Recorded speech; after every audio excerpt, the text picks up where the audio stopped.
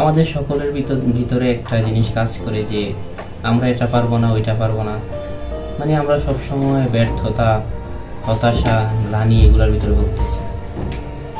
আমরা জানি না আমাদেরকে আল্লাহ তাআলা কি দিয়েছেন এবং কি দিবেন। আল্লাহ তাআলা সকলের জন্য একটি ভবিষ্যৎ নির্ধারণ করেছেন, কিন্তু আমরা এটা মেনে নিতে চাই না। এই প্রসঙ্গে আমার একটা গল্প মনে পড়লো, যদি আপনাদের সাথে শেয়ার করি। তাহলে গল্পটা ধরুন হচ্ছে এমন যে আপনারা সকলেই হুমায়ুন আহমেদ স্যারকে চিনেন, যিনি বাংলাদেশের একজন প্রখ্যাত লেখক। তিনি ঢাকা বিশ্ববিদ্যালয়ে ফিজিক্স ডিপার্টমেন্টে পড়েছিলেন। তারপরে যুক্তরাষ্ট্রের একটা ইউনিভার্সিটিতে একটা বিষয় আছে কোয়ান্টাম মেকানিক্স, এই কোয়ান্টাম মেকানিক্সে পড়তে গিয়েছিলেন। তো ওই ক্লাসে কয়েকশো ছাত্র ছিল। তো ছাত্রদের মধ্যে স্যার যখন গিয়েছিলেন তখন ওই যে বিশ্ববিদ্যালয়ের প্রফেসর স্যারকে বলেছিল, তুমি তো বাঙালি, তোমার তো কোয়ান্টাম মেকানিক্সে কিছু বুঝবে না, তুমি বরং অন্য কোনো একটা সাবজেক্টে পড়ালেখা করো। হুমায়ুন আহমেদ স্যার বলছে সকলে যেহেতু পারে আমিও পারবো। তো তিনি ঘটনাবশত ওই যে কোয়ান্টাম মেকানিক্স নিয়ে নিয়েছেন। যখন ফার্স্ট সেমিস্টার পরীক্ষা হলো তখন দেখা গেল যে হুমায়ুন আহমেদ স্যার 100-তে 0 পেয়েছে।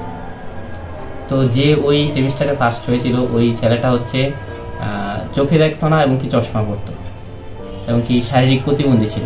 ওই ছেলেটা 100-এ 100 পেয়েছে। তখন তো স্যারে ডিপ্রেশন পড়ে গেল যে ওই ছেলে পারলো কিন্তু আমি পারলাম না।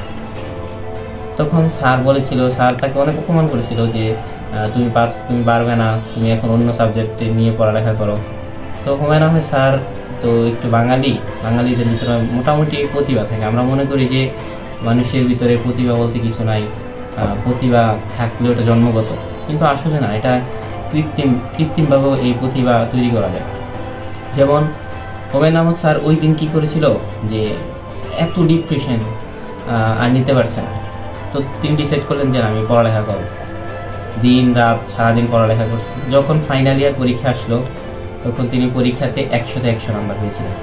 তখন স্যার তাকে বলেছিল, তুমি 100-তে 100 নাম্বার পেয়েছো, এটা কীভাবে সম্ভব? আচ্ছা, ওই যে আমার একটা বন্ধু ছিল যে আমার ক্লাসে প্রথম হয়েছিল, সে আমাকে একটা গল্প বলেছিল যে আমি তো পেরেছি, আমার তো শারীরিক প্রতিবন্ধী ছিলাম, আমি পেরেছি, তুমি পারবে না কেন? তুমি অবশ্যই পারবে। কিন্তু স্যার পরবর্তীতে বাংলাদেশে এসেছিলেন এবং কি স্যার এখন অনেক বই লেখেন, আপনারা সকলেই চিনেন। আমাদের এই বিষয়টা থেকে আমরা কি শিখতে পারি? যে মানুষ যদি চেষ্টা করে তাহলে কোনো কিছুই সম্ভব না। যেমন স্যার তো প্রথম সেমিস্টারে 100-তে 0 পেয়েছিলেন। তো স্যার যদি চিন্তা করতেন যে আমি 100-তে 0 পেয়েছি, আমাকে দিয়ে বোধহয় হবে না, হাল ছেড়ে দিলে তো আর তিনি এই সাফল্যে পৌঁছাতে পারতেন না। তিনি কষ্ট করেছেন, এমনকি পড়ালেখা করেছেন, তারপরে তার সাফল্যটা এসেছে। আমরা মনে করি যে একবার ব্যর্থ হলে এই জিনিসটা ছেড়ে দেওয়া উচিত, কিন্তু আসলে ছেড়ে দেওয়া উচিত না।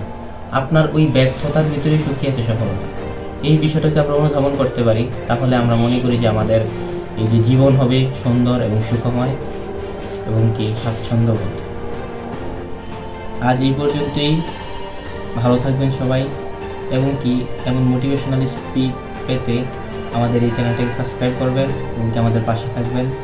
আজ এতটুকুই, বিদায় নিচ্ছি। মোহাম্মদ হাসান মায়াস। আসসালামু আলাইকুম।